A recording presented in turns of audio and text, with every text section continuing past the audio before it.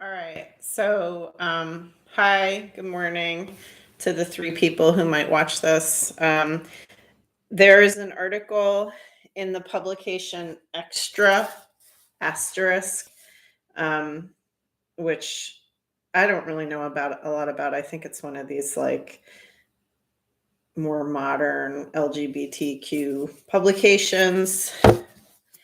That's fine and dandy. Anyway, this article is called How the Far Right is Turning Feminists into Fascists. It's by an author, Jude Ellison S. Doyle, who used to go by a different name that they don't want to use anymore. I know a lot of women are referring to this person by their former name, but I'm not going to do that because it's not the byline. But I'm going to read this article and offer some commentary for posterity. And, maybe someday in the future, when someone's trying to put all of this stuff together, this will be helpful. Or maybe not. Maybe it'll just be something that my wife watches. Hi, wife. Okay. How the far right is turning feminists into fascists. And I'm reading this off of my phone, and it's linked in the bio of this video. Analysis: the terrifying confluence of anti-trans thinkers, American evangelicals, anti-Semitic conspiracy theorists, and global purveyors of dark money poses a much bigger threat than you might realize. By Jude Ellison S. Doyle. This was published on April Fool's Day. All right. Also, I have something to do at 10, so I might cut this short, but I'll come back and for part 2 if I need to. All right. When I first started asking about the connection between anti-trans politics and the American right wing, my concerns were simple. I'd covered abortion for several years, and some of the tactics being used by organized transphobes, noisy protests outside clinics, or doxing and harassing doctors, were similar enough to the pro-life movements that I expected some groups were working together. I was right. There was a connection, which I've covered already for Xtra and other outlets. What I did not expect was that asking researchers to situate anti-trans activists in the context of the broader right would turn out to be one of the scariest questions I had ever asked. Every researcher I spoke to told me that the situation on the ground was far worse than I thought. Anti-trans activists had not hitched their wagons to the American right wing. The far right was using transphobia to advance their larger agenda, and that agenda was both more violent and a lot more successful than I knew.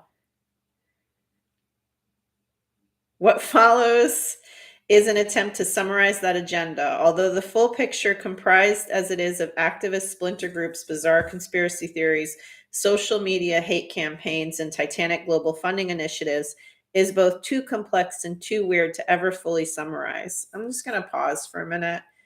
And if you're an investigative journalist, you don't put something in there that says it's too complex and weird to summarize. Like, you actually do the research and figure it out, because that's what reporters do. So that's just lazy work, Doyle. All right.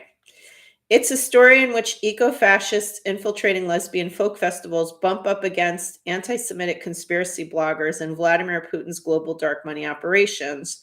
Strange enough that it's hard to take seriously, but very serious and increasingly dangerous to us all. This is how trans eliminationist thought became mainstream politics, and it has grave implications, not just for trans people, but for democracy itself. I want to say hi to Witchy XX. And she's making a comment about the gender clinic protests, which seem a little weird and fringy to me also. Okay, I want to say something about the line about, which this is actually why I wanted to read this out on a video. Infiltrating lesbian folk festivals.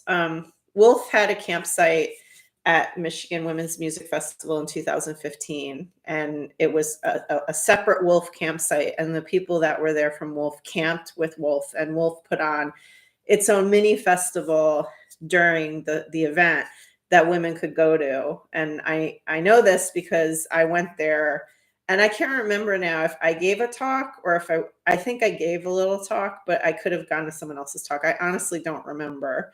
But I don't think it's accurate to say they infiltrated the festival. I mean, anyone could buy tickets to go to the festival.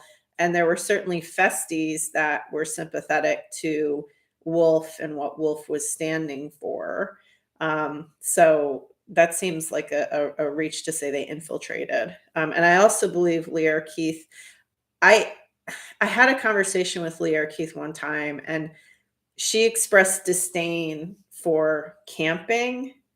And so I don't recall if she had been to the festival before, or if she had been and didn't like it because she's a prissy Virgo. Like I just honestly don't remember, but like I don't know anything about Sisters for Sisters, so I would have to know more about it. I'm responding to a comment. So anyway, infiltrating. No, there's plenty of.